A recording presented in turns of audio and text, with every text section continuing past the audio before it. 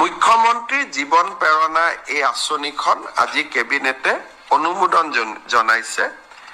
1 তাৰিখৰ পৰা এই আঁচনিখনৰ আবেদনৰ প্ৰক্ৰিয়া আৰম্ভ হ'ব 1 জুনৰ পৰা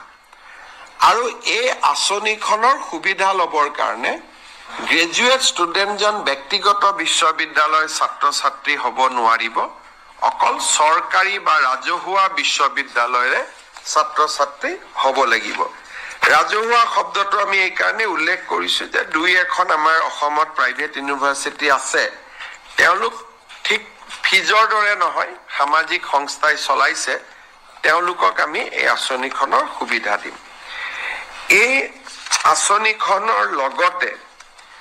ইউনিভাৰ্চিটিত যিসকলে ৰিচাৰ্চ কৰি আছে সেই ৰিচাৰ্চ কৰা ষ্টুডেণ্টসকলকো আমি জীৱন প্ৰেৰণা স্কিম আমি আগবঢ়াম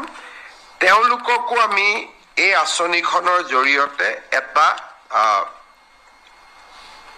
এককালীন সাহায্য আমি আগবঢ়াম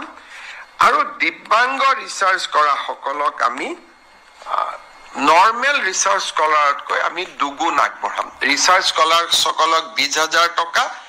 আৰু দিব্যাংগ ৰিচাৰ্চ স্কলাৰ সকলক আমি 40,000 টকা আগবঢ়াম আমি আজি কেবিনেটত লোৱা গুৰুত্বপূৰ্ণ সিদ্ধান্তসমূহৰ ভিতৰত এইখিনি মূলত আছিলে